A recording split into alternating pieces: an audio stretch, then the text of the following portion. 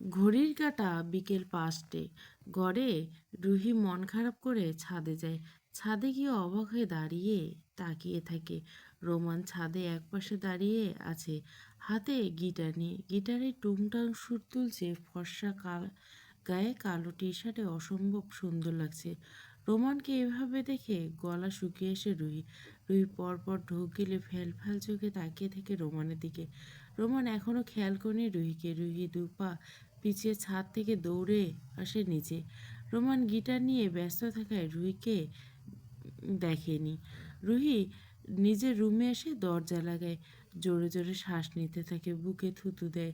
একটুর জন্য heart attack হয়নি তার। কি রকম ভয়ঙ্কর সুন্দর দেখতে। রাত 8:05। রোদ রুহির রুমে বসে আছে। রুহি কেমন যেন অস্বাভাবিক আচরণ করছে। রোদ কিছুই বুঝতে পারছে না। ট্যুরের কথা যেন ভুলেই গেছে। এদিকে নীলা কয়েকবার ফোন দেওয়া হয়ে গেছে, ট্যুরে যাবে করে। রোদ রুহিকে ট্যুরে যাওয়ার কথা বলতে রুহি মন খারাপ করে ফেলে। রোমানের চিন্তা করতে করতে ট্যুরের কথা ভুলেই গেছিল। হঠাৎ নিলয় রুহির রুমের কাছে এসে দাঁড়ায়। রোদের দিকে তাকিয়ে রোদকে উদ্দেশ্য করে বলে, নিলয় ভাবি চলো, তোমার সাথে গুরুত্বপূর্ণ কাজ আছে। রোদ নিলয়ের কথায় ভ্যাবাচ্যাকা খেয়ে যায়। মনে মনে বলে ওঠে, আবার কি গুরুত্বপূর্ণ কাজ করবে। রুহি নিলয়কে বলে ওঠে, রুহি কি গুরুত্বপূর্ণ কাজ ভাইয়া? নিলয় বলে, তোকে বলা যাবে না। রুহি, কেন বলা যাবে না? নিলয়, কারণ বোনের কাছে, তাই ভুল করলে সেটা তুই কখনো বলবি না যে তোর তাই ভাই ভুল করছে, তাই তোকে বলা যাবে না। রুহি ভুরু কুচকে বলে, রুহি কি ভুল করছে ভাইয়া? আর যদি সত্যি ভুল করে থাকে তো তার শাস্তি অবশ্যই পাবে। নিলয় খুশি খুশি মনে বলে ওঠে, সত্যি বলছিস? হ্যাঁ সত্যি বলছি। এখন বল ভাইয়া কি ভুল করেছে? নিলয় একটু সিরিয়াস হয়ে বলে ওঠে, তোর প্রাণপ্রিয় ভাই পরকীয়া করে বেড়ায়, তার খবর রাখিস?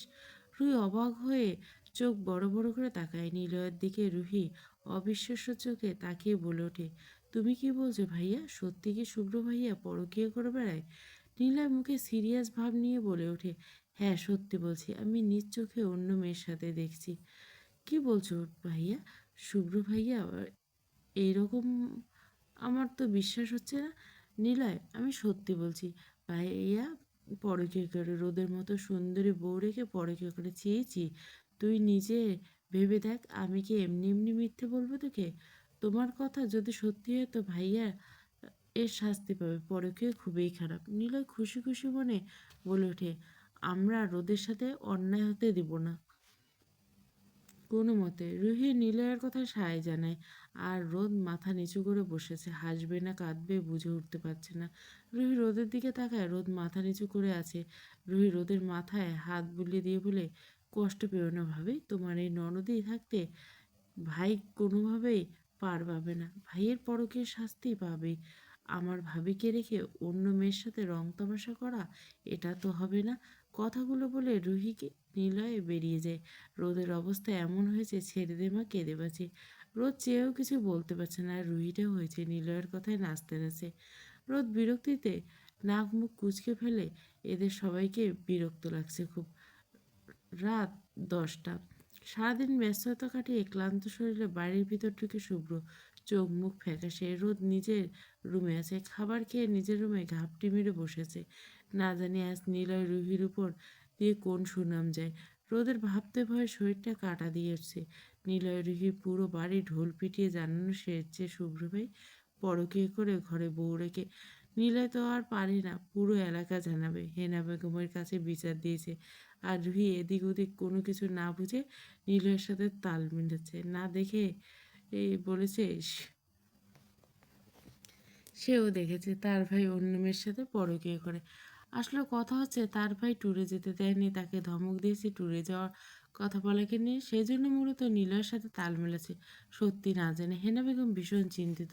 কালকে সে শুভ্রকে ভালো করেই চেনে। শুভ্র এরকম ছেলে না, কখনো মেয়েলি বিষয়ে তার চোখে পড়েনি। বলতে গেলে মেয়েদের কাছ থেকে যথেষ্ট পরিমাণ দূরত্ব বজায় রেখে চলে। তাহলে এই গাধাগুলো কি বলছে? হেনা বেগম রুহি নিলয়কে ড্রয়িং রুমে বসেছিলেন।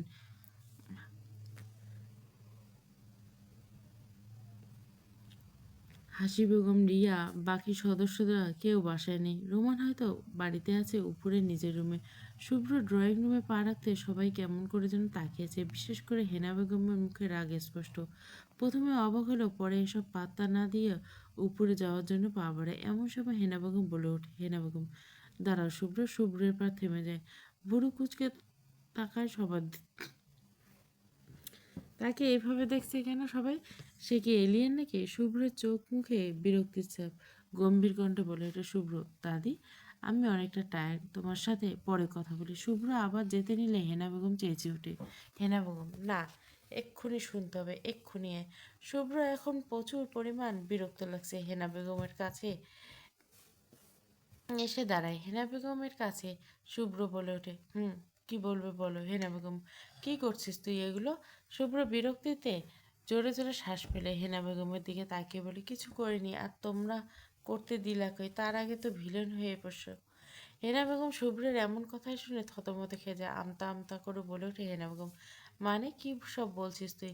শুভ্র বলে, কিছু না, তুমি কি বলতে চাচ্ছ সেটা বলো, তা না হলে আমি রুমে যাই।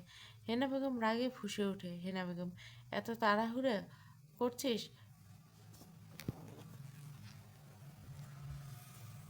কেন?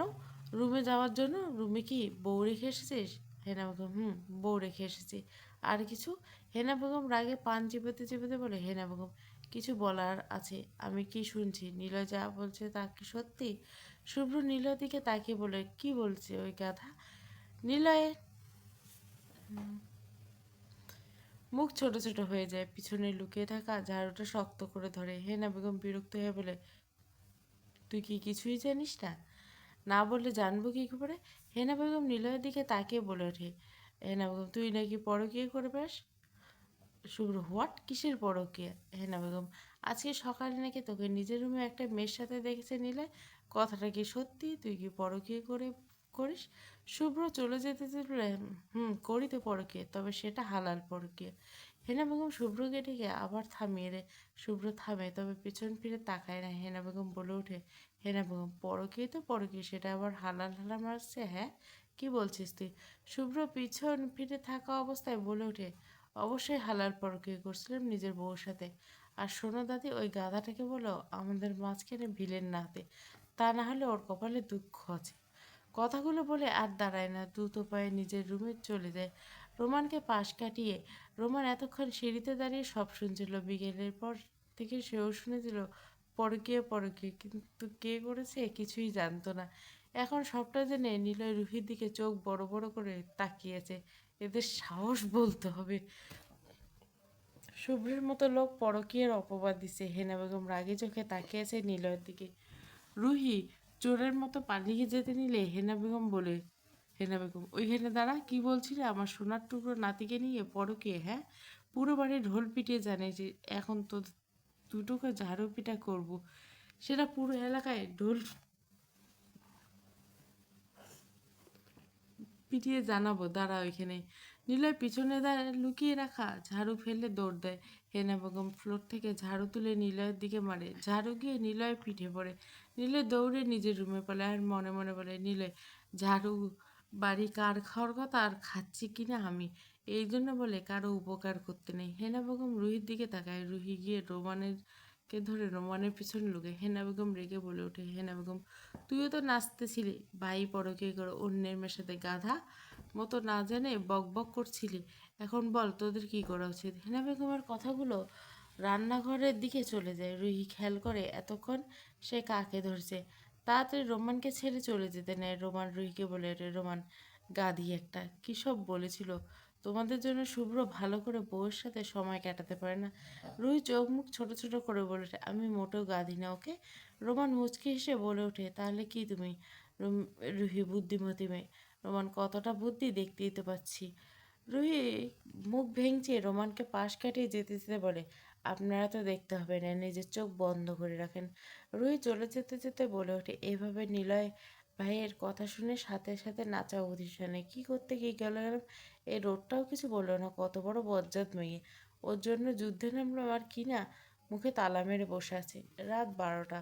শুভ্র গোসল করে ফ্রেশ হয়ে রুম থেকে বেরিয়ে রোদের রুমের দিকে যায়। এদিকে রোদের টেনশনে ঘুম আসছে না, আবার রুম থেকে বের হচ্ছে না। কি করবে বুঝতে পারছে না। রুমে পায়চারি করছিল রোদ। এমন সময় দরজা খুলে রুমে রেখে শুভ্র দরজা খোলার শব্দ পেয়ে সামনে তাকায় রোদ। সামনে শুভ্রকে দেখে কিছু সেকেন্ডের জন্য নজর আটকে যায়। চুল থেকে এখনো ফোঁটা ফোঁটা পানি পড়ছে। গায়ে কালো রঙের গেঞ্জি, ফর্সা গায়ে কালো রং ফুটে উঠছে, মারাত্মক সুন্দর লাগছে। শুভ্র রোদকে এমনভাবে তাকিয়ে থাকতে থেকে মুচকি এসে কেটে উঠে। রোদ থতমত খেয়ে যায়।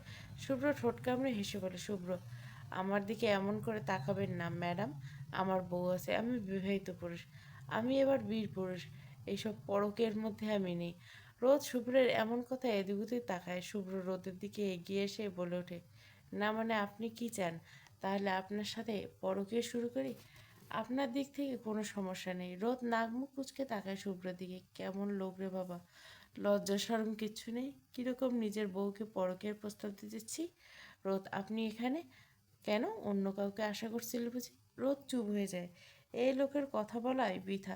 শুভ্র হাসে, মজার ছেলে বলে ওঠে, কী হলো ম্যাডাম, কিছু বলছেন না যে? রোদ, কী বলবো?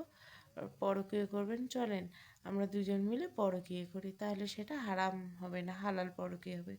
রোদ শুভ্রের দিকে তাকিয়ে বলে, এত যখন পরকীয়া করার ইচ্ছা, তো অন্য মেয়ের কাছে যান না। শুভ্র রোদের দিকে এগিয়ে এসে ফিসফিস করে বলে, ম্যাডাম, আপনাকে তো বললাম যে আমি বীর পুরুষ, কোনো কাপুরুষ নই যে বউ রেখে কারোর সাথে পরকীয়ায় লিপ্ত হব। তবে আপনার সাথে সব কিছুতে লিপ্ত হতে পারি, যদি আপনি রাজি থাকেন। রোদ কিছু না বলে শুভ্রকে পাশ কাটিয়ে যেতে নেয়। শুভ্র হাত টেনে নিজের কাছে এনে দাঁড় করিয়ে বলে, জামাই সারাদিন পর বাসায় এসেছে, তুই জামাইয়ের খাতির যত্ন করবি, তা না করে পালাই করিস কেন? হ্যাঁ, ছাড়ুন, আমাকে যেতে দিন। ওইখানে দাঁড়া, কথা আছে। রোদ চুপচাপ দাঁড়িয়ে থেকে শুভ্র একটা ফোন বের করে রোদের হাতে দেয়। রোদ অবাক হয়ে তাকায় শুভ্রর দিকে। রোদ অবাকে রেশ কেটে বলে, ফোন দিয়ে কি করব?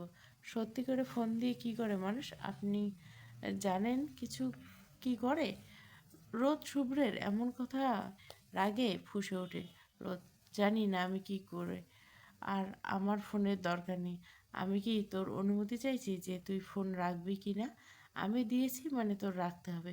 রোদ শুভ্রের হাতে ফোন দিয়ে বলে ওঠে, আমার ফোন চাই না, নিয়ে যান আপনার ফোন। ফোনে আমার কোনো কাজে দরকার নেই। শুভ্র রেখে দাঁতে দাঁত চেপে বলে, তোর দরকার নেই, আমার আছে। কালকে ট্যুরের জন্য সব কিছু ঠিক করে আসছি। রুহি, নীলা আর তুই একসাথে যাবে।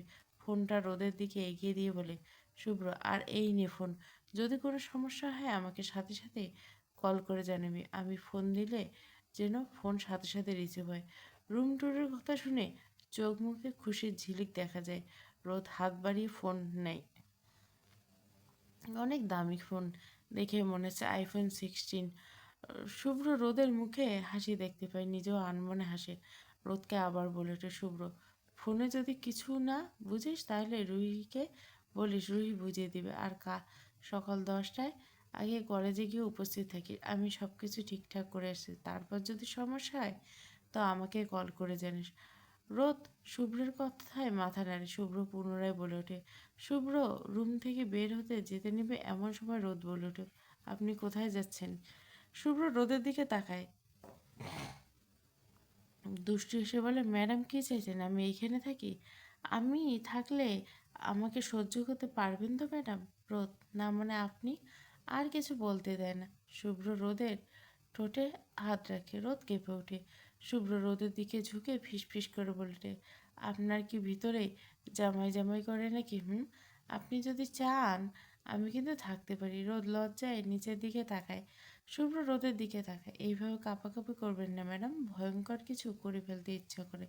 রোদ শুভ্রকে নিজের থেকে দূরে সরিয়ে কাঁপাকাঁপি করে বলে, প্লিজ চলে যান আমার রুম থেকে, আমি ঘুমাবো। এখন চলে যাচ্ছি, কিন্তু এরপর এরকম হবে না। আমি আমার 16 আনা ভালো করেই বুঝে নেব। শুভ্র একটু থেমে পুনরায় আবার বলল, রে যত ঘুমানোর এখন ঘুমিয়ে নে, আমার কাছে যখন থাকবে তখন কিন্তু আর ঘুমাতে পারবে না। কথাগুলো বলে শুভ্র রুম থেকে বেরিয়ে যায়। শুভ্র যেতে রোদ জোরে জোরে শ্বাস ফেলে। কীরকম নির্লজ্জ লোক, ছি! মুখে কোনো লাগাম নেই, যা ইচ্ছে তাই বলে যায়। সকাল 9টা, কলেজের সামনে বাসের কাছে দাঁড়িয়ে আছে রোদ, নীলা, রুহি। কিছুক্ষণ ধরে খেয়াল করছে কিছু লোক অস্বাভাবিকভাবে তাকিয়েছে তাদের দিকে। রোদের কেমন জানি মনটা অস্থির লাগছে। পাশে রুহি, নীলা তো বেজায় খুশি। তাদের খুশি দেখে হঠাৎ রোদের পিছন থেকে কেউ বলে ওঠে, সকাল 7টা। রোদ ঘুম থেকে অনেক আগে উঠেছে। নিজের রুমে জামা কাপড় গুছিয়েছিল এতক্ষণ। 3 দিনের ট্যুরে অল্প কিছু জামা কাপড় নিয়েছে, সাথে রুহির জামা কাপড়ও গুছিয়ে নিয়েছে। সব শেষ করে রুম থেকে বেরিয়ে যায়। রুহি রুমে ঢুকে দেখে রুহি বিছানায় এলোমেলো হয়ে ঘুমাচ্ছে। রোদ রুহিকে দেখে আনমনে হাসে, আস্তে করে একবার ডাকে রুহিকে।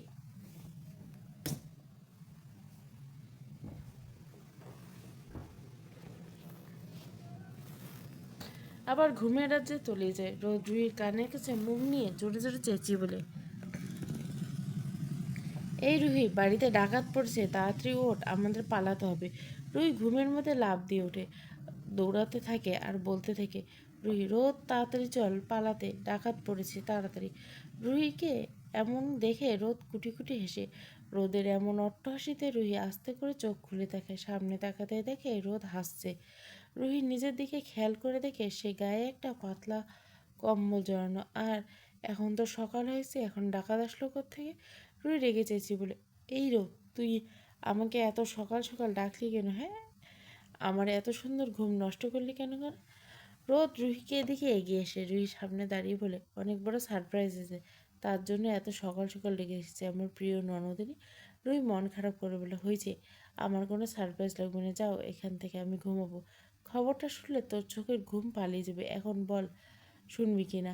ওকে বলো, কি খবর? শুনলে চোখের ঘুম পালিয়ে যাবে, বলো বলো। রোদ হেসে বলে, আমরা ট্যুরে যাব, শুভ্র ভাই অনুমতি দিয়েছে আর সব কিছু ঠিকঠাক করে এসেছে। রুহি প্রথমে অবাক হলো, পরে দৌড়ে এসে রোদকে জড়িয়ে ধরে, ইউ আর জিনিয়াস। ভাবে যে এই না হলো, ভাবে যে ইস কত খুশি লাগছে, ইচ্ছে করছে লুঙ্গি ডান্স করতে। রুহি রোদকে ছেড়ে বলে ওঠে, ভাবি একটু লুঙ্গি ডান্স দেয়। এত খুশির পর নিজের মধ্যে চেপে রাখতে পারছি না। রোদ ভুরু কুচকে তাকায় রুহির দিকে। রুহিকে উদ্দেশ্য করে বলে, এখন তুই এখানে বসে লুঙ্গি ডান্স দে, তোকে আর ট্যুরে যেতে হবে না। রুহি রোদের দিকে ফিরে দেখায়। রোদ রুহিকে তাকাতে দেখে বলে ওঠে, 9টা 30, সময় কলেজে উপস্থিত থাকতে বলছে, এখন আর 8টা বেজে গেছে। তুই তোর লুঙ্গি ডান্স ট্যুর থেকে এসে দিস, এখন প্লিজ রেডি হয়ে না, কিছু খেয়ে আমাদের বের হতে হবে। রুহি রোদের কথা শুনে দৌড়ে ওয়াশরুমে চলে যায়। রোদ এদিকে নীলাকেও রেডি হয়ে থাকতে বলছে। নীলা তো বেজায় খুশি।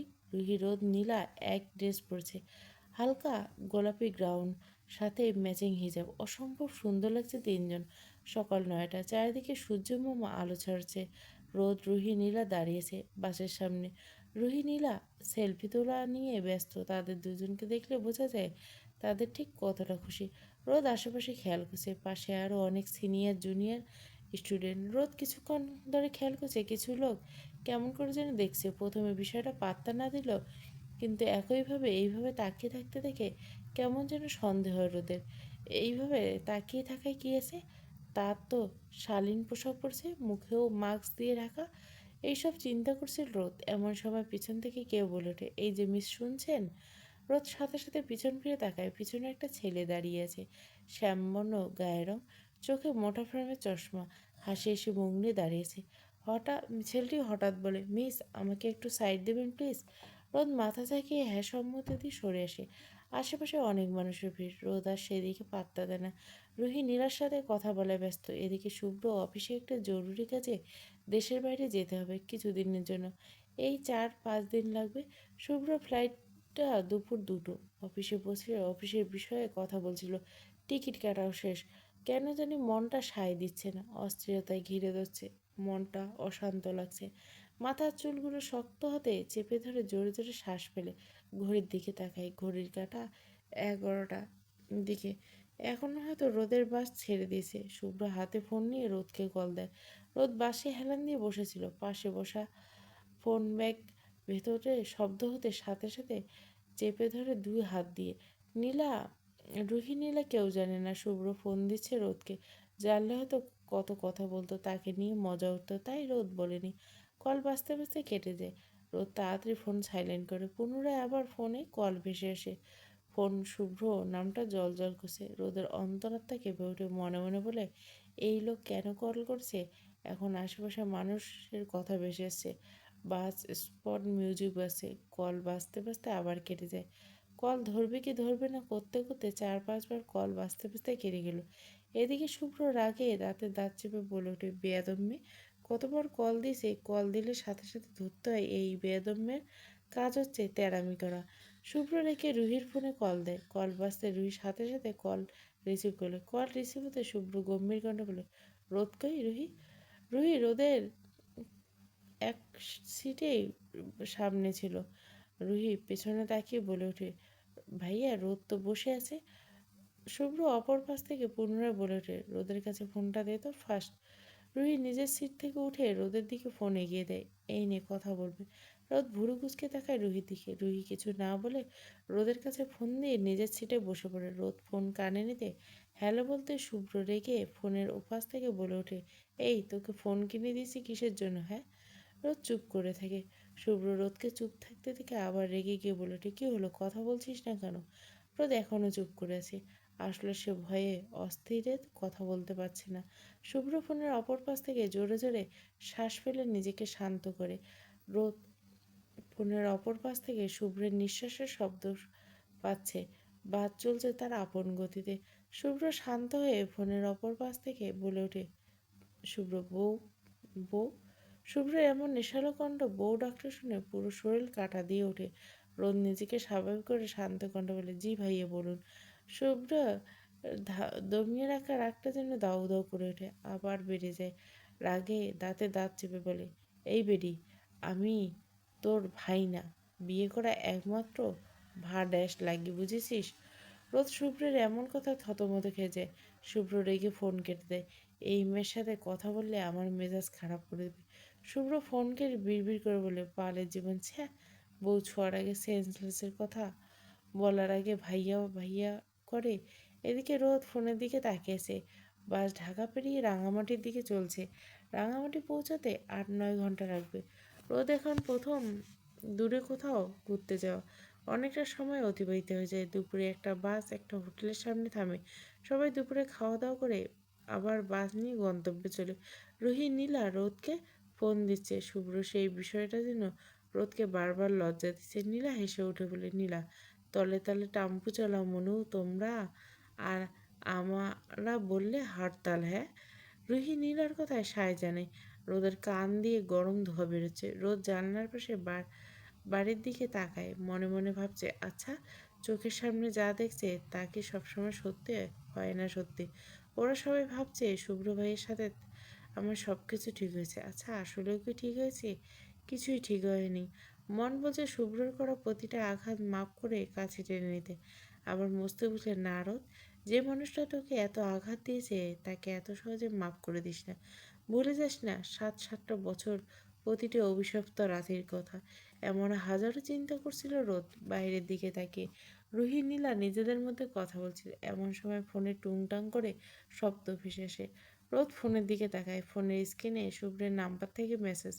মেসেজ ওপেন করতে জল জল করে উঠে শুভ্রের লেখা মেসেজ। শুভ্র, অশান্ত মনটা শান্ত করতে পারছি না বউ। আমার প্রচুর ভিটামিনের অভাব হচ্ছে বউ। শরীর দুর্বল হয়ে যাচ্ছে বারবার। মনটা শুধু বউ বউ করছে। এ কেমন যন্ত্রণা, আর সহ্য করতে পারছি না। ভয়ঙ্কর কিছু করতে ইচ্ছে করছে পাখি, খুব করে ইচ্ছে করছে একটু ছুঁয়ে দিতে। শুভ্রের এমন মেসেজে রোদের সর্বঙ্গ শিহরণ বয়ে যায়। ফোনটা অফ করে তাড়াতাড়ি ব্যাগের ভিতর ভরে নেয়। এদিকে শুভ্র এয়ারপোর্টে কোনোভাবেই তার যেতে ইচ্ছা করছে না। ভীষণ অস্থির লাগছে। বড্ড মনে হচ্ছে তার ছোট্ট ফুলটাকে। শুভ্র মনে মনে সিদ্ধান্ত নেয় বিদেশ থেকে নিজের কাজ শেষ করে ফিরে রোদকে নিজের করে নেবে। নিজের রোদকে নিজের আদর ভালোবাসা দিয়ে সব কিছু ভুলিয়ে দিবে। সে আর তার বউ ছাড়া থাকতে পারবে না। তারপর যদি রোদ না মানে তো জোর করে হলেও নিজের কাছে রাখবে। এত বছর জমিয়ে রাখা আদর ভালোবাসা সব দিবে। বউ সহ্য করতে না পারলে দরকার হলে হাড়বাল খাওয়াবে। তারপর বউ চাই, এইসব চিন্তা করছিল শুভ্র। জরুরি কাজ না হলে কখনোই যেত না, কিন্তু এখন যেতে হচ্ছে। এর জন্য প্রচুর বিরক্ত শুভ্র। রাত 8টা কিছুক্ষণ আগে সবাই রাঙামাটি পৌঁছায়। সবাই রিসোর্টে উঠেছে। সবাই খুব মজা করছে, রেস্ট নিচ্ছে নিজ নিজ। রোদ, রুহি, নীলা এক রুমে আসে। রাত 10টা বাজতে সবার ডাক আসে রাতে ডিনারের জন্য। আপাতত এখন সবাই খাবার খেয়ে রেস্ট নেবে। কালকে সকালে ঘোরাঘুরি। সবাই রাতে খাবার খেয়ে নিজ নিজ রুমে গিয়ে ঘুরিয়ে পড়ে। রোদ সারাদিনই ক্লান্ত থাকে, তাড়াতাড়ি ঘুমিয়ে যায়। সকাল 7টা, রোদ এখনো ঘুমাচ্ছে। রুহি নীলা কিছুক্ষণ আগে উঠছে, রোদকে ডাকছে। রোদ গভীর ঘুমে। নীলা রোদকে ধাক্কা দিতে রোদ চোখ খুলে পিটপিট করে তাকায়। সামনে রুহি নীলাকে রাগান্বিত হয়ে তাকিয়ে থাকতে দেখে তাড়াতাড়ি উঠে বসে। নীলা রেগে গিয়ে বলে ওঠে, কিরে, রাতে আর কত ঘুমাবি? কতক্ষণ ধরে ডাকছি, মহারানীর কোনো হুঁশ নেই? মনে হচ্ছে জামাই নিয়ে স্বপ্ন দেখছিস। রুহি নীলাকে থামিয়ে দিয়ে বলে ওঠে, রুহি, রোদ তো জামাই এসে, আমাদের তো একটা বয়ফ্রেন্ডও নেই যে তাদের নিয়ে স্বপ্ন দেখবো সারা রাত। যাই হোক, বাদ দে। ভাবিজি, তাড়াতাড়ি উঠে রেডি হয়ে রেডি হয়ে এসো, ডাকছে সবাইকে। রোদ তাড়াতাড়ি উঠে ফ্রেশ হয়ে কালো রঙের গ্রাউন্ড পরে সাথে কালো হিজাব নিকাব পরলে সুন্দর করে পরিপাটি হয়ে বেরিয়ে এসে রুহি নীলা বলেছে, মাশাআল্লাহ, খুব সুন্দর লাগছে। এরপর তিনজনে মিলে বাইরে চলে যায়। কলেজের বিপির সাথে সিনিয়র ভাই, সিনিয়র আপু অনেকে আছে, সাথে স্যার ম্যাম। সবাই যেন রোদের দিকে কেমন করে যেন তাকিয়েছে। রোদ নিজের পোশাকের দিকে তাকায়, সে তো ঠিকঠাক আছে, তাহলে এভাবে দেখার কি আছে? এইসবে পাত্তা না দিয়ে রিসোর্টের পাশে হোটেলে সবাই একসাথে নাস্তা করে যায়। সবার উদ্দেশ্য এখন পাহাড় দেখতে যাওয়া। শিক্ষক ছাত্রীদের সবাই একসাথে, রুহি নীলা রোদ একসাথে হাঁটছে। চারিদিকে কি সুন্দর, মনোরম, অসম্ভব সুন্দর, যা মুখের ভাষায় প্রকাশ করা যায় না। সারাদিন ঘুরতে ঘুরতে অনেকটা সময় অতিবাহিত হয়। সকাল পেরিয়ে দুপুর হতে চলল। সূর্য তখনও পাহাড়ের পিঠ ছুঁয়ে নামছে। রাঙামাটি, আঁকাবাঁকা পাহাড়ি পথ, চারিদিকে ছড়িয়ে থাকা সবুজ জঙ্গল, আশেপাশে গভীর খাত, অন্য গাছের সারি সেই লাইন, চারিদিকে প্রকৃতি সৌন্দর্য। অনেকটা ঘুরঘুর করে সবাই ক্লান্ত। সবাই রেস্ট নিয়ে রিসোর্টে ফিরে যায়। কিন্তু কয়েকজন স্যার এবং কলেজের ভিপি সিদ্ধান্ত নেয় যে এখানে আশপাশ কোনো পাহাড়ি হোটেল থেকে দুপুরের খাওয়া খেয়ে নেবে। রেস্ট নিয়ে আবার ঘুরে ফিরে একসাথে রিসোর্টে ফিরবে। তা না হলে এখন গিয়ে আস্তে আস্তে সন্ধ্যা হয়ে যাবে। এই সিদ্ধান্ত সবাই সহমত পোষণ করে। সবাই দুপুরে খাওয়া দাওয়া করে রেস্ট নিয়ে ঘুরতে বেরোয়। রুহি নীলা ফটো তোলা নিয়ে ব্যস্ত, কেউ ভিডিও করছে। রোদ আশেপাশটা ঘুরে দেখছে। পাহাড়ের চূড়া থেকে ঝর্ণার পানি, চারিদিকে যেন রোমাঞ্চকর পরিবেশ। অনেকটা ঘোরাঘুরি করতে সন্ধ্যা নেমে আসে। সবাই তাড়া দেয় রিসোর্টে ফিরে যাওয়ার। রোদ, রুহি একসাথে। অনেক মানুষ নিজ গন্তব্যে ফিরে যাচ্ছে। মানুষের ভিড়েতে রোদ কিছুটা পিছে পড়ে যায়। চারিদিকে অন্ধকার নেমে আসে, গা ছমছম করে পরিবেশ।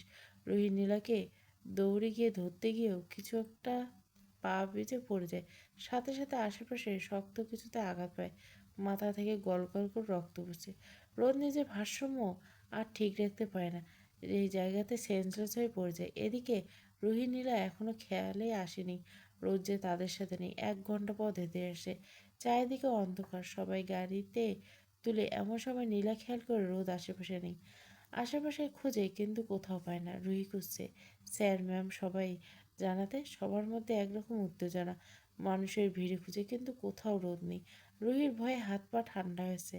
সারাদিন তো চোখে চোখে রেখে তার ভাইয়া বারবার বলছে রোদকে যেন নিজের কাছ থেকে না ছাড়ে, যার জন্য সারাক্ষণ রোদকে নিজের কাছে রেখেছিল। কিন্তু রোদ কোথায়? রুহি ভয়ে কেঁদে চলছে। নীলা শান্ত হতে পারছে না। রুহি নীলা আবারও ওই পাহাড়ি জঙ্গলের দিকে যেতে নেয়, কিন্তু স্যার ম্যাডাম সবাই নিষেধ করে, কারণ রাতের বেলা ওই জায়গায় নিরাপদ নয়। রুহি নীলা কোনোভাবে রোদকে ছাড়া যেতে চায় না। একরকম জোরে করে গাড়িতে করে রিসোর্টে নিয়ে যায়। সবাই অনেকটা চিন্তিত। হঠাৎ মেয়েটা উধাও কী করে হলো? রুহি শুভ্রকে অনেকবার কল করে, কিন্তু শুভ্রের ফোন বন্ধ। শুভ্র বলেছিল সে কয়েকদিনের জন্য দেশের বাইরে যাবে, ফিরতে 3 থেকে 4 দিন সময় লাগবে। রুহি এইটা ভেবে অন্তরাত্মা কেঁপে ওঠে। সবাই এখন রিসর্টে। রুহি নীলা কান্না করেই যাচ্ছে। রোদ নতুন ফোনের নাম্বার নেই যে কল করবে। বাড়িতে কাউকে জানেনি। হেনা বেগম হাড়ের রোগী, যদি জানে তাহলে অসুস্থ হবে। স্যার ম্যাম কেউ রাতে এমন ভয়ানক জায়গায় রাতে এত রিস্ক নিয়ে যেতে চায় না। দিনের বেলা যতটা সুন্দর, রাতের বেলা ততটা ভয়ানক। তাই সবাই সকাল হওয়া অবধি অপেক্ষা করছে। সকাল হলেই সবাই খুঁজবে। শুভ্র দীর্ঘ 6 ঘন্টা জার্নি করে বিদেশে এসেছে। এখন রেস্ট নিচ্ছে। মনটা খুব অশান্ত। কোনো কিছুতে মন বসতে চায় না। নিজের বন্ধ করে রাখা ফোনটা অন করতে রুইকে অনেকগুলো কল দেখতে পায়। চিন্তিত হয়ে সাথে সাথে কল ব্যাক করে, কিন্তু বন্ধ। রোদের নম্বরে কল দিতে বন্ধ। শুভ্রের কপালে ভাঁজ। রুহি নীলা সারা রাত একটুর জন্য ঘুমায়নি। কি করবে বুঝে উঠতে পারছে না। এদিকে যে ফোনের চার্জ শেষ, ফোন বন্ধ হয়ে গেছে, খেয়াল নেই। রুহি, নীলা আর কারো। সকালেতে রিসোর্ট থেকে বের হয় রুহি, নীলার সাথে আরো কয়েকজন বড় ভাই ও স্যার। রুহি ভয়ে সিঁটিয়েছে, হাত পা কাঁপছে, বারবার দোয়া করছে রোদের যেন কিছু না হয়। এদিকে শুভ্র দেশে নেই, কি করবে বুঝে উঠতে পারছে না। বাড়ির কাউকে ভয়ে জানাতে পারছে না। রুহি নীলা সবাই মিলে রোদকে পাগলের মতো খুঁজছে, কিন্তু কোথাও রোদের ছিটেফোঁটা নেই। হঠাৎ নীলা চোখ যায় পাথরে লেগে থাকা রক্তের উপর, সাথে সাথে চিৎকার করছে। পাশে রোদের পড়ে থাকা জুতা, নিচে অনেক বড় খাত, সবাই ভয়ে কেঁপে ওঠে। হু হু করে কেঁদে ওঠে রুহি। সবাই এটা ভাবছে হয়তো পাথরের সাথে মাথায় আঘাত লেগে এই খাদে পড়ে গেছিল। কলেজ শিক্ষক পুলিশকে খবর দেয়। রুহি সেন্সলেস হয়ে মাটিতে পড়ে যায়। সবার ধারণা এই পাহাড়ে এত বড় খাদ থেকে পড়লে বেঁচে থাকা সম্ভব না। দুপুর 2টার কাছাকাছি শুভ্র রুহিকে ফোন করে যাচ্ছে, কিন্তু বারবার ফোন বন্ধ পাচ্ছে। রুহির অবস্থা খুব খারাপ। নীলা রুহি ব্যাগ থেকে ফোন হাতে নিয়ে ফোন অফ সাথে সাথে অন করে। স্ক্রিনে ভেসে আসতে শুভ্র ভাইয়ের নাম্বারটা ভেসে আসে। নীলা সাথে সাথে ফোন রিসিভ করে কানে ধরে। ওপাশ থেকে শুভ্র ব্যস্ত কণ্ঠে বলে ওঠে, রুহি, ঠিক আছিস তোরা? আর আমার রোদ কই? নীলা কান্নার জন্য কথা বলতে পারছে না। শুভ্র কান্নার শব্দ পেয়ে বিচলিত হয়ে বলে, কি হয়েছে রুহি, কাঁদছিস কেন? নীলা কাঁদতে কাঁদতে বলে, ভাইয়া আমি রুহি না, নীলা। শুভ্র উত্তেজিত হয়ে, কি হয়েছে নীলা? রোদ, রোদ রুহি কোথায়? ঠিক আছে তো রোদ? রুহি, নীলা কাঁদতে কাঁদতে বলে, ভাইয়া কোনো কিছুই ঠিক নেই, রোদকে খুঁজে পাচ্ছি না। সবাই বলছে রোদ নাকি পাহাড়ের খাদ থেকে পড়ে গেছে। রুহি সেন্সলেস হয়ে পড়েছে। ভাইয়া আপনি কিছু? কথাগুলো শেষ করার আগে ফোন কেটে যাওয়ার শব্দ। শুভ্রের হাত পা থরথর করে কাঁপছে, মাথা ঘুরে পড়ে যেতে নিবে। তখনই পাশের থেকে চেয়ারে হাত রেখে নিজে ব্যালেন্স করে বুকের ভিতরটা মোচড় দিয়ে উঠছে। বারবার একটাই কথা কানে ভাসছে, রোদ খাত থেকে পড়ে গেছে। শুভ্র সাথে সাথে রুহির নম্বরে কল দেয়, কিন্তু ফোন বন্ধ বলছে। শুভ্রর ভয়টা যেন আরো 4 গুণ বাড়িয়ে দেয়। কপাল বেয়ে ঘাম ঝরছে। শুভ্র চেহারা রক্তিম, চোখ দুটো অসম্ভব লাল। কী করবে বুঝে উঠতে পারছে না।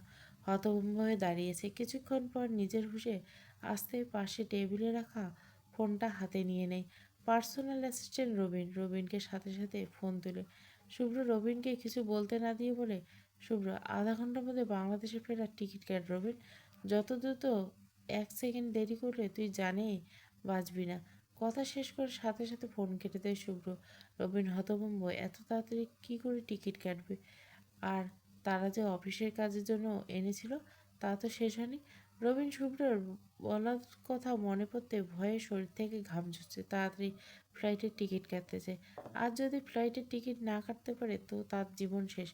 এদিকে শুভ্র রোমানকে কল দিয়ে যাচ্ছে, রোমান কল তুলছে না। 3বারে কল তুলে রোমান। শুভ্র বিচলিত হয়ে বলে, তা রোমান যত তাড়াতাড়ি সম্ভব রাঙামাটি যা।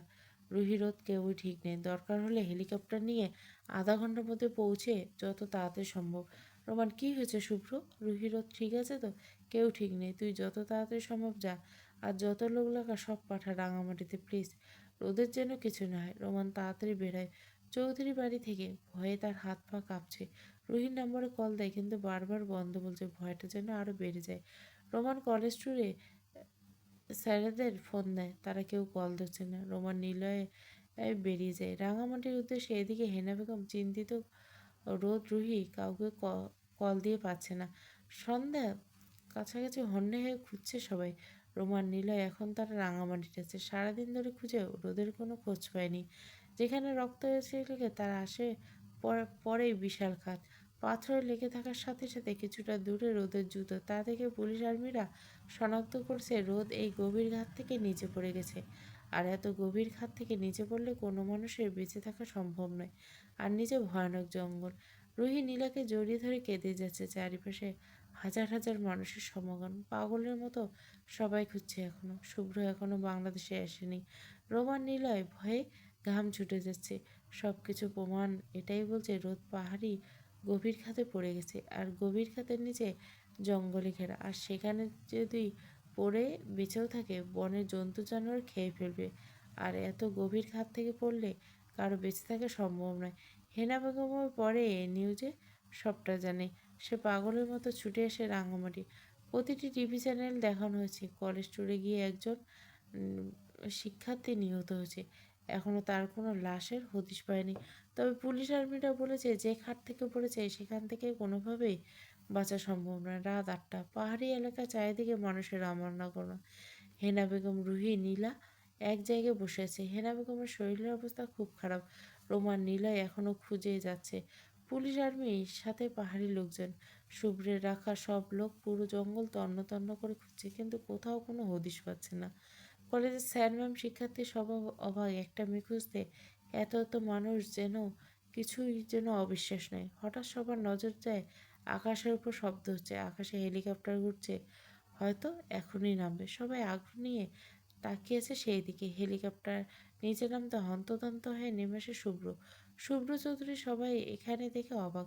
শুভ্র ঢাকা এয়ারপোর্ট নেমে হেলিকপ্টার করে রাঙামাটিতে আসে। শুভ্র দৌড়ে আসে রুহি, নীলার কাছে। ভয়ে হাত পা এখনও কাঁপছে। চারপাশে মানুষের আনাগোনা। শুভ্র রুহি নীলার কাছে এসে জিজ্ঞেস করে, রুহি রোদ কোথায়? রুহি শুভ্রকে দেখে ডুকরে কেঁদে ওঠে। ফুপাতে ফুপাতে হাত দিয়ে ইশারা করে পাহাড়ের নিচে গভীর খাদে। শুভ্র রুহির দেখানো পাহাড়ের গভীর খাদে নজর যায়। শুভ্র মাটিতে বসে পড়ে, হাত পা বেশি বেশি করে কাঁপছে, জোরে জোরে শ্বাস ফেলে।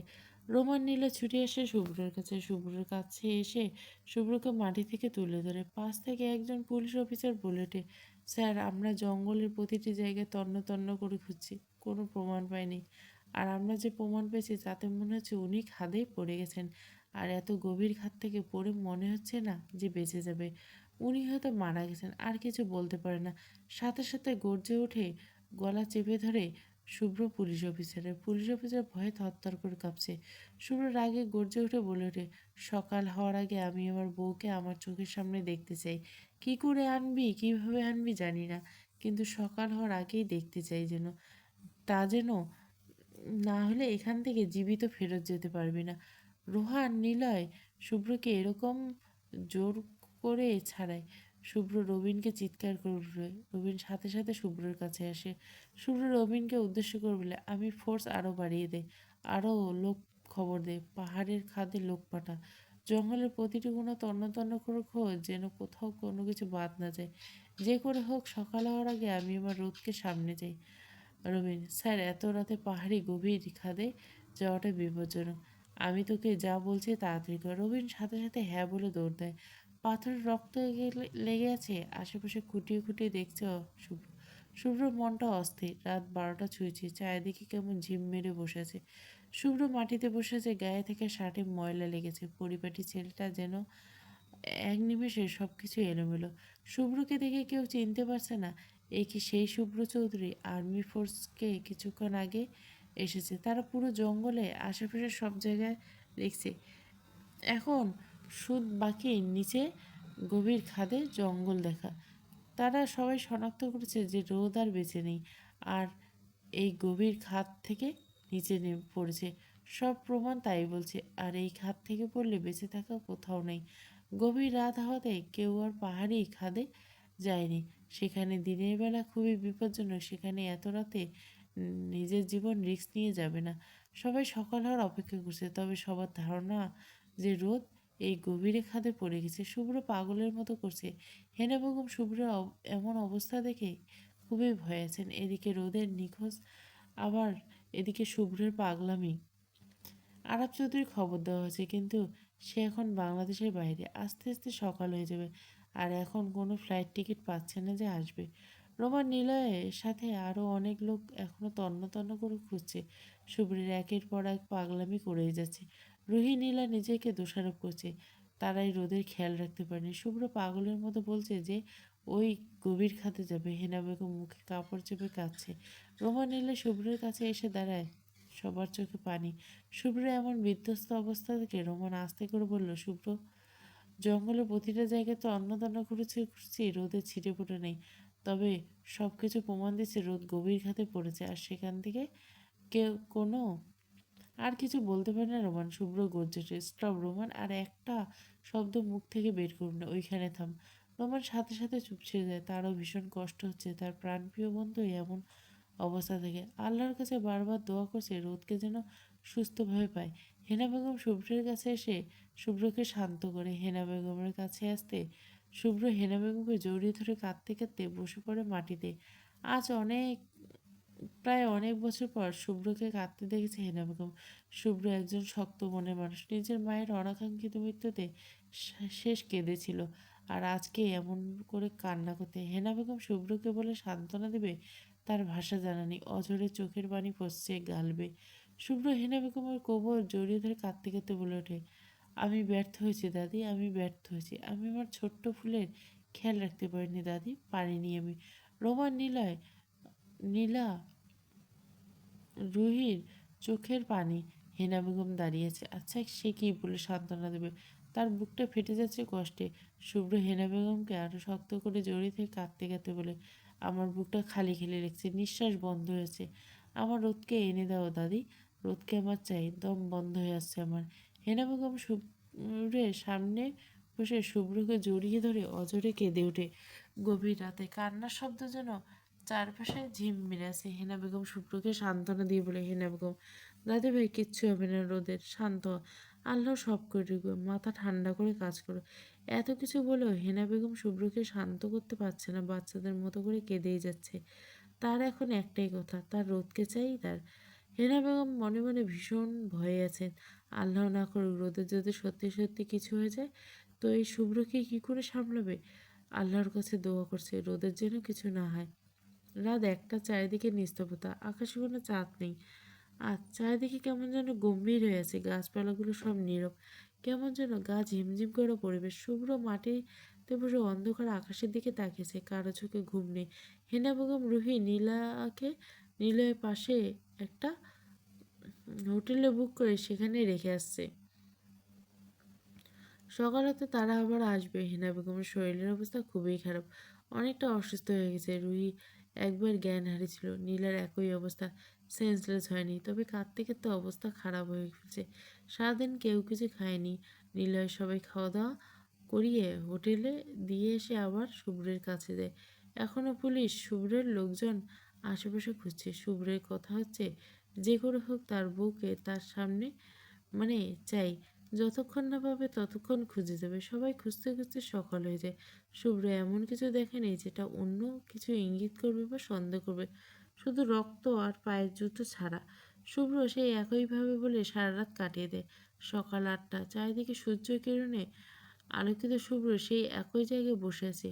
পাহাড়ের নিচে ভোরে আলো ফুটতে দল বেঁধে লোক যায় খুঁজতে। কিছুক্ষণ পর খবর আসে, একটা লাশ পেয়েছে, ক্ষতবিক্ষত অবস্থায়, মনে হচ্ছে জঙ্গলে জন্তু জানোয়ার খুব লিখেছে, ভালোভাবে দেখা যাচ্ছে না।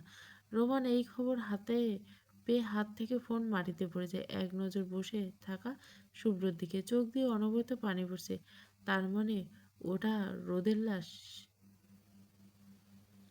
শেষমেশ তারা হেরে গেল। শুভ্র, দাদি প্লিজ, ওকে তুমি উঠতে বলো, আমার খুব কষ্ট হচ্ছে দাদি, প্লিজ উঠতে বলো। আমি সত্যি সত্যি প্রমিস করছি আর কখনো মারবো না দাদি, কষ্ট দেবো না। প্লিজ দাদি উঠতে বলো রোদকে, এইভাবে চলে যেতে পারে না রোদ, আমি মরে যাবো দাদি, প্লিজ তুমি বললে শুনবে। আমার উপর রেগে আছে তাই তো উঠছে না, তুমি বললে ঠিকই উঠবে, কথা বলবে দাদি। হেনা বেগম শুভ্রের এমন পাগলামো দেখে জোর করে কেঁদে ওঠে। হেনা বেগম কাঁদ থেকে তুলে, উঠবে না রে, রোদ মরে গেছে, চলে গেছে আমাদের কাছ থেকে। শুভ্র জোরে শ্বাস ফেলে চিৎকার করে উঠে, না, আমার ছোট্ট ফুলের কিচ্ছু হতে পারে না, আমি ডাকলে ঠিকই উঠে যাবে। শুভ্রর কথাগুলো বলে সামনে পড়ে থাকা দেহটার দিকে তাকায়। পাশে পড়ে থাকা হাতটা নিজের হাতে এনে চুমু খেয়ে অজরে কেঁদে ওঠে, এই রোদ, প্লিজ ওঠ না, আর একটা বার ফিরিয়ে আয় আমার কাছে, আমি সত্যি বলছি আর তোকে কষ্ট দেবো না। আমি তোকে যতগুলো থাপ্পড় মেরেছি তুই আমাকে তার থেকে বেশি থাপ্পড় মারিস, আমি এর কিচ্ছু বলবো না, আর একটা বার ফিরিয়ে আয়। শুভ্র একটু থেমে আবার বলে, ওরা সবাই বলে যে তুই নাকি মরে গেছিস আর নাকি কথা বলবি না, এটা তো মিথ্যে। আমি জানি তুই কথা বলবি। আমার ছোট্ট ফুল, আমার পরি, প্লিজ আমাকে একা করে দিয়ে যাস না, জান। রোমান কোনো কিছুই ভাবতে পারে না। সত্যি যদি রোদের লাশ হয় তাহলে কি হবে? শুভ্রকে কি করে সামলাবে? রোমানের হাত পা ঠান্ডা হয়েছে, বারবার দোয়া করছে আল্লাহ যেন খাদে থাকা লাশটা রোদের না হয়। এদিকে হেনা বেগম চলে এসেছে হোটেল থেকে। নীলা হোটেলে আছে।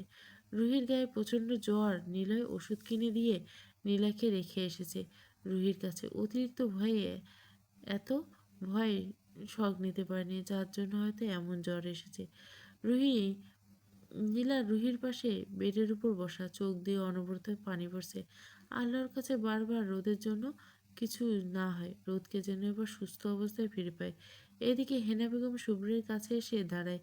দুই দিকে দেনে কি হাল হয়েছে তার নাতে, আল্লাহ যেন তাড়াতাড়ি পেয়ে যান। শুভ্রকে কিছু বলতে কেউ বলল না, এখন কিছু বললে আবার পাগলামি শুরু করবে। নীলয় যায় রোমানের কাছে, রোমানকে উদ্দেশ্য করে বলে, ভাইয়া রোদের কোনো খোঁজ পেলে? নীলয়ের দিকে তাকিয়ে রোমান কাঁপা কাঁপা বলে, খাদের নিচে একটা মেল লাশ পেয়ে গেছে নীলয়, খুব বিধ্বস্ত অবস্থা, চেহারা বোঝা যাচ্ছে না, পুরো ফেস থেতলে গেছে। নীলা চোখে পানি ফেলে, নীলাই একবার শুভ্রর দিকে তাকায়। আচ্ছা, সত্যি যদি রোদের লাশটা ওই হয়, তাহলে তো শুভ্র ভাইয়ের কী হবে? আল্লাহর কাছে বারবার বলেছে, আল্লাহ রোদের লাশ যেন না হয়। রোমান হেনা বেগমের কাছে গিয়ে সবটা বলে। হেনা বেগম চিৎকার করে দিয়ে সেন্সলেস হয়ে যায়। রোমান সাথে সাথে ধরে ফেলে, পাশে তাঁবু টাঙানো সেখানেই নিয়ে যায় হেনা বেগমকে। খাট থেকে লাশ নিয়ে উপরে এসেছে। রোমান শুভ্রের কাছে যায়। শুভ্র সেই একই অবস্থায় বসে আছে, চারিদিকে কি হচ্ছে তার কোনো হুঁশ নেই। রোমান শুভ্রের কাছে গিয়ে আস্তে করে একবার ডাকে। শুভ্রের কোনো হেলদোল নেই। রোমান শুভ্রের কাঁধে হাত রেখে বলে, রোমান এই শুভ্র। শুভ্র আস্তে করে পিছন ফিরে তাকায় রোমানকে দেখে। আমার রোদ কোথায়? রোমান কাঁপা কাঁপা কণ্ঠে বলে, খাদের নিচ থেকে একটা লাশ পেয়েছে, খুব বাজে অবস্থা, দেখেই কিছুই বোঝা যাচ্ছে না, তবে দেখে মনে হচ্ছে আগে রেপ, তারপর খাট থেকে কেউ ফেলে দিছে, চেহারা থেতলে গেছে, সবাই বলছে ওটা নাকি রোদ। শুভ্র সাথে সাথে উঠে দাঁড়ায়। লাশ যেদিকে রাখা, সাদা কাপড় দিয়ে লাশটা ঢাকা, আর্মি পুলিশ দাঁড়ানো। শুভ্র লাশের পাশে গিয়ে বসে পড়ে, কোনো কথাই মুখ দিয়ে বলতে পারছে না, মনে হচ্ছে কেউ শক্ত করে গলা চেপে ধরেছে, নিঃশ্বাস আটকে আসছে। হেনা বেগম কিছুক্ষণ হলো সেন্স ফিরে এসেছে। নীলা কোনোভাবে হেনা বেগমকে ধরে রাখতে পারছে না। বাইরে কি বলছে, কিসের লাশ, কার লাশ? হেনা বেগম নিলয়কে ধাক্কা দিয়ে সরিয়ে তাঁবু থেকে বেরিয়ে আসে একরকম দৌড়ে। শুভ্র পাথরের মূর্তির মতো বসে আছে, চোখ দিয়ে পানির স্রোত বইছে। আশেপাশে কারো কোনো খেয়াল নেই। হেনা বেগম সামনে তাকাতে দেখে সাদা কাপড় দিয়ে ঢেকে রাখা একটা লাশ। হেনা বেগম তার মুখের উপর কাপড় সরাতে নেই, এমন সময় একজন মহিলা পুলিশ অফিসার তাকে এসে বাধা দেয়। হেনা বেগম থামিয়ে দিয়ে বলে, প্লিজ ম্যাম, মুখের কাপড়টা তুলবেন না, চেহারা দেখতে পাবেন, দেখে ভয় পেতে পারেন, খুব ভয়ানকভাবে থেতলে গেছে। হেনা বেগম চিৎকার করে বলে। শুভ্র পুলিশের সাথে কথা শুনে সাথে সাথে দাঁড়ায়, কাঁপা কাঁপা কণ্ঠে বলে, কী হয়েছে আমার ওদের? ও কি কথা বলবে না? পুলিশ অফিসার আস্তে করে বলে ওঠে, স্যার উনি আর বেঁচে নেই, তবে ওনার শারীরিক অবস্থা দেখে মনে হচ্ছে কেউ তাকে আগে খুব বাজেভাবে ধর ড্যাশ করেছে, তারপর মুখ থেতলে দিয়েছে, পরে গভীর খাদে ফেলে দিয়েছে। তবে আমাদের মনে হচ্ছে এটাই মিস রোতলাস, সব কিছু প্রমাণ তাই বলছে, বাকিটা ফরেন্সিক আসলে একেবারে শিওর হয়ে যাবে। শুভ্রের কথাগুলো বিশ্বাস হচ্ছে না। কথায় আছে না, অতি সুখে মানুষ পাথর হয়েছে, শুভ্রের অবস্থা এখন তাই। হেনা বেগম পাশে মাটিতে বসেছে, মুখ দিয়ে কোনো শব্দ বেরোচ্ছে না, মনে হচ্ছে একটা কথাই ভাবছে। শেষমেশ তার মেয়ের মতোই ভাগ্য নিয়ে জন্ম নিলে হতভাগী, সুখের মুখটাও দেখতে পারল না। শুভ্র হেনা বেগমের কাছে গিয়ে কাঁদতে কাঁদতে বলে, শুভ্র দাদি প্লিজ ওকে উঠতে বলো, আমার খুব কষ্ট হচ্ছে দাদি প্লিজ, আমি সত্যি সত্যি প্রমিস করছি আর কখনো মারবো না, কষ্ট দেব না, প্লিজ দাদি। রোদকে এভাবে চলে যেতে পারে না, আমি মরে যাব দাদি, একেবারেই মরে যাব, প্লিজ তুমি বললে রোদ শুনবে, আমার উপর রেগেছে তাই উঠছে না, তুমি বললে ঠিকই উঠবে, কথা বলো আমার সাথে। হেনা বেগম শুভ্রের এমন পাগলামে দেখে জোরে শব্দ করে কেঁদে। হেনা বেগম কাঁদতে কাঁদতে বলে, হেনা বেগম উঠবে না, রোদ মরে গেছে আমাদের কাছ থেকে। শুভ্র জোরে জোরে চিৎকার করে বলে, না আমার ছোট্ট ফুলের কিচ্ছু হতে পারে না, আমি ডাকলে ঠিকই উঠে যাবে। শুভ্র কথাগুলো বলে সামনে থাকা নিস্তেজ দেহটার দিকে তাকায়, পাশে পড়ে থাকা হাতটা নিজের কাছে এনে অঝরে চুমু খায়। এই রোদ উঠ, আর একটাবার ফিরিয়ে আমার কাছে, আমি সত্যি বলছি আর তোকে কষ্ট পেতে দেব না, আমি তোকে যতগুলো থাপ্পড় দিয়েছি তুই আমাকে তার থেকে বেশি থাপ্পড় মারিস, আমি কিচ্ছু বলবো না, একটাবার ফিরিয়ে। শুভ্র একটু থেমে আবার বলে, ওরা সবাই বলছে তুই নাকি মরে গেছিস, এটা তো মিথ্যে আমি জানি, তুই কথা বলবি। আমার ছোট্ট ফুল পরি, আমার ছোট্ট পরি, প্লিজ আমাকে একা করে দিয়ে যাস না। শুভ্রের এমন কান্না আর পাগলামি দেখে আশেপাশে সবার চোখে পানি। একটা মানুষ কতটা ভালোবাসে এরকম পাগলামি করতে পারে। রুহি নীলা খবর শুনে এসে পড়েছে হোটেল থেকে। রুহির অবস্থা খুব খারাপ, ঠিকমতো হাঁটতে পারছে না। রোমান অসুস্থ শরীর নিয়ে বারবার আসতে বারণ করছে, কিন্তু রুহির কান্না দেখে গাড়ি পাঠিয়ে দেয় সাথে সাথে। রুহি নীলা এক হাত ধরে আছে কিছুটা দূরে, শুনতে পায় শুভ্র চিৎকার আর কান্না শব্দ। নীলা ছেড়ে একরকম দৌড়ে এসে দাঁড়ায়। শুভ্র রোদের হাত ধরে কি সব বলে যাচ্ছে। রুহি কাঁদতে কাঁদতে বসে পড়ে। রোমান এসে রুহিকে ধরে। রুহির পুরো শরীর নিস্তেজ হয়ে গেছে। এদিকে শরীরে প্রচণ্ড জ্বর। রুহি সব কিছুর জন্য নিজেকে দায়ী করছে। বারবার একটাই কথা, আমার জন্য হয়েছে, আমি খেয়াল রাখতে পারিনি। এদিকে শুভ্র রোদের হাত ধরে কেঁদে যাচ্ছে। শুভ্র রোদের হাত ছেড়ে দুই বাহু দুই দিকে ধরে বলে ওঠে, শুভ্র, এই রোদ, ওঠ, জান please come back my life please. Shubhro এমন করাতে লাশের শরীর থেকে সাদা কাপড়টা সরে যায়। সবাই মুখের এমন বিধ্বস্ত অবস্থাকে সাথে সাথে চোখ ফিরে নেয়। নীলা পাশে দাঁড়িয়েছিল। এমন ভয়ঙ্করভাবে মুখ থেতলে যাওয়াতে দেখে প্রথমে ভয় পেল, পরে চিৎকার দিয়ে বলে ওঠে, এটা আমাদের রোদ না। নীলা একটা চিৎকার আর সবাই মুহূর্তে থেমে যায়। শুভ্রের হাত থেমে যায়। রুহি রোমানের কাছ থেকে নিজেকে ছাড়িয়ে নীলের দিকে তাকায়। পরে তাকাতে দেখে লাশের দিকে ভয়ে কেঁপে ওঠে। নীলা কাঁপা কাঁপা কণ্ঠে বলে, এটা আমাদের রোদ না, রোদ হতেই পারে না। রোদের গায়ে কালো রঙের গ্রাউন্ড আর হিজাব ছিল। এটা অন্য কোনো মেয়ে হবে, আর এই মেয়েগুলোর চুলগুলো ছোট। এটা কোনোভাবেই রোদ হতে পারে না। সবাই খেয়াল করে দেখলে সত্যি তো। শুভ্রের চোখে মুখে আশার আলো দেখা গেল। হাত ছেড়ে সাথে সাথে বিড়বিড় করলে, এটা আমার রোদ না, আমার রোদ তাহলে বেঁচে আছে। হেনা বেগম বিচলিত হয়ে ওঠে। হেনা বেগম, রোদের ডান হাতে একটা জন্মদাগ, সেটা দেখলেই বোঝা যাবে। শুভ্র দ্রুত ডান হাতে পাল্টে চেক করে, কিন্তু কোথাও কোনো জন্মদাগ নেই। শুভ্র জোরে শ্বাস ফেলে। আল্লাহ তার দিকে মুখ তুলছেন, তার রোদ বেঁচে আছে। হেনা বেগম, রুহি, নীলা সবার চোখে মুখে খুশির ঝলক, কিন্তু মেয়েটা রোদ না, তাহলে রোদ কোথায়? রোদ ঠিক আছে তো? পুলিশ অফিসার লাশ নিয়ে চলে যায়। এখন এই লাশ কার, তদন্ত করে বের করতে হবে। শুভ্র মাথা নিচু করে কিছুক্ষণ বসে বসে চুপ থাকে। হেনা বেগম বারবার শুকরিয়া আদায় করে আল্লাহর কাছে। তার নাতনি নেই, এই মেয়েটা তবে এখনো চিন্তামুক্ত হয়নি। যতক্ষণ পর রোদ সুস্থ অবস্থায় পাচ্ছে না, ততক্ষণ চিন্তামুক্ত হতে পারবে না। শুভ্র বটা থেকে উঠে দাঁড়িয়ে উদ্দেশ্য করে বলে, দাদি, রুহি নীলাকে নিয়ে ফার্ম হাউস আছে, সেখানে যাও, সেফ জায়গা। আমি সিকিউরিটি গার্ড বাড়িয়ে দিই, রুহি ডাক্তার দেখা যা। হেনা বেগম বিচলিত হয়ে কিছু বলতে যাবে, শুভ্র হেনা বেগমকে থামিয়ে দিয়ে বলে ওঠে, দাদি, এই জায়গা তোমাদের কারোর জন্য সেফ না, প্লিজ তোমরা এখান থেকে সেফ জায়গায় যাও। আমি কথা দিচ্ছি আজকে রাতের মধ্যে রোদকে ফিরবো আমি। হেনা বেগম শুভ্রের কথা ভরসা পায়। নীলা, রুহি, হেনা বেগম চলে যায় নিলয়ের সাথে। শুভ্র গলা ছেড়ে রবিনকে ডাকে। রবিন এসে মাথা নিচু করে দাঁড়ায়। শুভ্র বলে, আশেপাশে যতগুলো হসপিটাল ক্লিনিক আছে সবগুলো লোক পাঠা, সব হসপিটাল তন্ন তন্ন করে খোঁজা। আশেপাশে জঙ্গলি পাহাড়ি এলাকা আছে, যতগুলো বাড়ি পাহাড়ি এলাকা প্রতিটি বাড়ি গিয়ে খোঁজ করো। জি স্যার। শুভ্র আকাশের দিকে তাকিয়ে বিড়বিড় করল, আকাশ পাতাল এক করে হলো, তোমাকে আমার চাই মানে চাই। শুভ্র এইটুকু ভালো করে বুঝে গেছে, তার বউ তার প্রাণ ভাবনা। আর যাই হোক, বউকে সে নিজের কাছ থেকে দূরে রাখবে না। এই 2 দিনে এতটুকু বোঝা হয়ে গেছে। এখন যে করে হোক বউকে খুঁজে বের করতে হবে। শুভ্র লোক নিয়ে আশপাশের জঙ্গল তন্ন তন্ন করে খুঁজে বেড়ায়। রাঙামাটির প্রতিটি হাসপাতাল ক্লিনিক সব জায়গায় খোঁজ নেওয়া শেষ, কিন্তু রোদের কোনো খবর পায়নি। শুভ্র খুঁজতে খুঁজতে রাত প্রায় 9টায় কাছাকাছি। ক্লান্ত শরীর নিয়ে একটা গাছের শিকড়ে বসে পড়ে। আশেপাশে বডিগার্ডগুলো দাঁড়ানো। রাত 12টা ঘড়ি, চারিদিকে নিস্তব্ধতা, আশেপাশে অন্ধকার।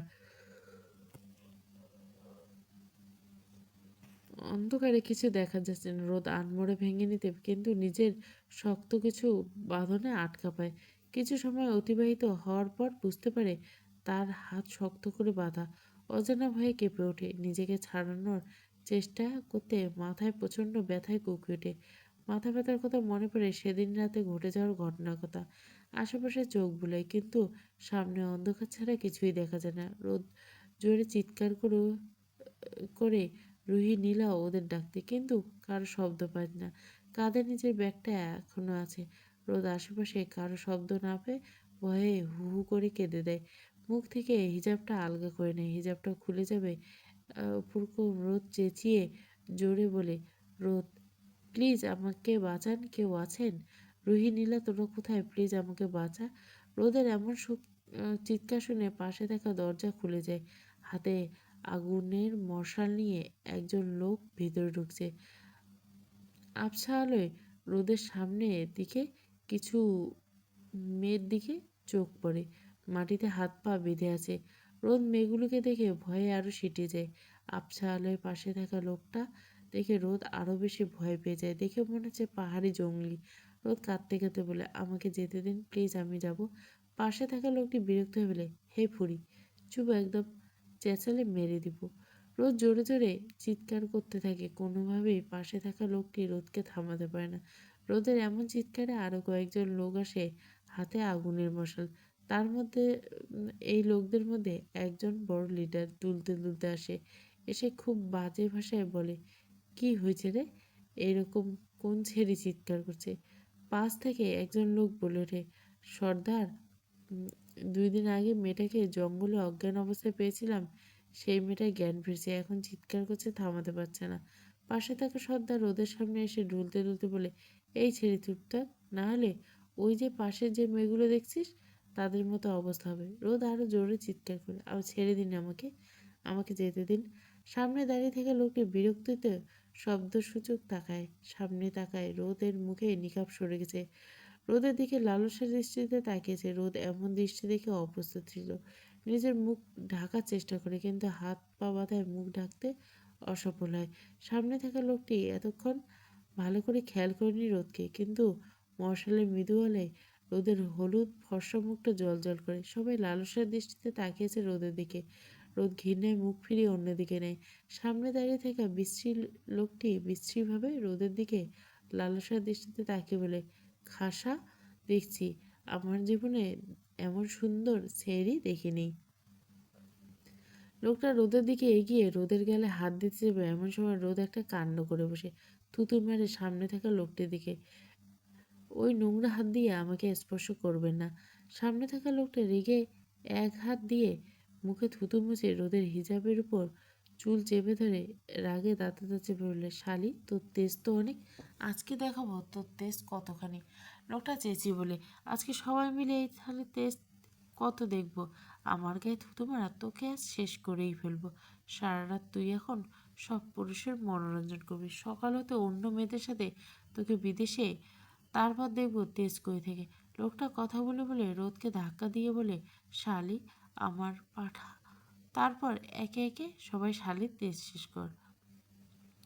কথাগুলো বলে লোকটা চলে যায়। পাশে সঙ্গভঙ্গ খুব বিশ্রীভাবে হাসতে থাকে, লালসার দৃষ্টিতে রোদের দিকে তাকায়। রোদ এবার যেন ভয়টা আরো দ্বিগুণ, ইজ্জত হারানো ভয়ে হু হু করে কেঁদে দিকে। তাহলে কি তার গায়ের কলঙ্ক দাগ লেগে যাবে? পাশে থাকা লোকটা রোদের হাত ধরে দাঁড় করে। রোদ সাথে সাথে ছিটকে দৌড়ে পড়ে যায়। লোকটি রেগে রোদের গালে থাপ্পড় বসিয়ে দেয়। রোদ গালে হাত দিয়ে চিৎকার করে কেঁদে ওঠে। লোকটি রোদের হাত ধরে টানতে টানতে কুড়ি ঘরে নিয়ে যায়। একটা ঘরের সামনে, চারপাশে অন্ধকার, নিস্তব্ধতা, একরকম ভূতুড়ে পরিবেশ। রোদ নিজেকে ছাড়ানোর চেষ্টা করে, কিন্তু হাত বাঁধা। একজন পুরুষের শক্তির কাছে সে একটা মেয়ে কিছুই না। কাঁধে থাকা ব্যাগটি পড়ে যায় পথ মধ্যে। রোদের কান্না চিৎকারের জন্য কেউ খেয়াল করে না। রোদ একটা রুমের ভিতরে ঢুকে সামনে থেকে দরজা বন্ধ করে দেয়। রোদ ভিতর থেকে দরজা আটকাচ্ছে, আর বাইরের লোকগুলো পৈশাসিক হাসে আসছে। মনে হচ্ছে এমন কাজ তাদের নিত্যদিনের। রোজ কাঁদতে কাঁদতে বসে পড়ে দরজার সামনে। ঘরটা ভিতরে একটা ছোট্ট চৌকি, তার পাশে কিসব বোতল রাখা, কেমন বাজে গন্ধ আসছে। মুখ ভরে বমি পাচ্ছে লোক। এই লোকগুলো বলে ওঠে, সর্দার এসে গেছে। সর্দারের সামনে, দরজার সামনে থেকে সর। সর্দারকে দেখে সবার মুখে হাসি। লোকের হাতে দরজার সামনে এসে দাঁড়ায়, পিছন ফিরে এবার উদ্দেশ্যে বললে, তোরা এখন যা, ওই ছেড়ির তেজ আমি আজ রাতেই শেষ করব। আমার কাজ শেষ হলে তোদের ডাকবো, এখন যা। সবাই সর্দারের কথা সায় জানিয়ে হাসতে হাসতে চলে যায়। আজ এই ঘর থেকে একটা মেয়ে চিৎকার শুনবে আর শান্তিতে মস্তি করবে। দরজা খোলার শব্দ পেয়ে রোদ খাটের কোণে গুটিসুটি মেরে দাঁড়িয়ে গেছে। লোকটা রুমে ঢুকে দরজা আটকে রোদের দিকে লালসা দৃষ্টিতে দেখায় পৈশাসিক হাসি। তারপর বলে, এই নোংরা হাত দিয়ে অনেক মেয়ের সতীত্ব হরণ করছি, কিন্তু তোর মতো আগুন সুন্দরী দেখিনি। আজ তো সব তেজ আমি একে একে শেষ করব। রোদ আরো ভয়ে ছিটে যায়, কাঁদতে কাঁদতে বলে, ওই নোংরা হাত দিয়ে আমাকে স্পর্শ করবেন না। আমাকে যেতে দিন, প্লিজ আমাকে যেতে দিন। রোদের কান্না দেখে লোকটা আরো শব্দ করে হাসে। হাসতে হাসতে বলে, তুই আমাকে থুতু দিচ্ছস? আজকে তোর আমি সব তেজ আমি শেষ করব। সারা রাত এখন যতগুলো পুরুষ আছে সবগুলো তোর সাথে মস্তি করবে। লোকটা কথাগুলো বলে এগিয়ে এসে রোদ বারবার আল্লাহকে ডাকছে। আল্লাহ, আপনি এই বিপদ থেকে বাঁচান মাবুদ। আল্লাহ, এই নোংরা বা পুরুষের স্পষ্ট আমার শরীরকে লাগতে দিন না, আমার সতীত্ব রক্ষা করুন। লোকটা হাসতে হাসতে রোদের দিকে এগোতে থাকে। আল্লাহ আজ থেকে বাঁচতে পারবে না। রোদ চিৎকার করে বসে, চিৎকার করে বলে, আমার স্বামী ব্যতীত অন্য কোনো পুরুষের স্পর্শ আমার শরীরে লাগতে দিন না। মাবুদ, আমাকে মৃত্যু দিন। হে আল্লাহ, মাটি ফাঁক করে আমি মাটির ভিতরে ঢুকে যাই। তারপর এত বড় পাপ এ কাজ হাত দিন না। আমার ইজ্জতের হেফাজত করুন। রোদ প্রতিটি চিৎকার যেন পুরো আকাশ জমিন কেঁপে ওঠে। একদিকে শুভ্র শ্বাস নিতে কষ্ট হচ্ছে, বুকের বাঁ পাশ চিনচিন ব্যথা করছে। পাগলের মতো খুঁজে যাচ্ছে রোদকে। হঠাৎ মাটিতে বসে পড়ে। রোমান সাথে সাথে শুভ্রের কাছে যায় তুলতে। শুভ্র জোরে জোরে শ্বাস ফেলে। আমার রোদ ঠিক নেই রোমান, আমার বুকের বাম পাশ অসহ্য যন্ত্রণা হচ্ছে। শুভ্র আকাশের দিকে তাকিয়ে বলে, হে আল্লাহ, আপনি আমার রোদকে সেভ করুন, আমার রোদের কোনো ক্ষতি করিলেন না। হঠাৎ শুভ্র কারো চিৎকার পায়, সাথে সাথে উঠে দাঁড়ায়। বাঁধনহারা প্রেম পর্ব 5। পুরো গল্পটা প্লেলিস্টে।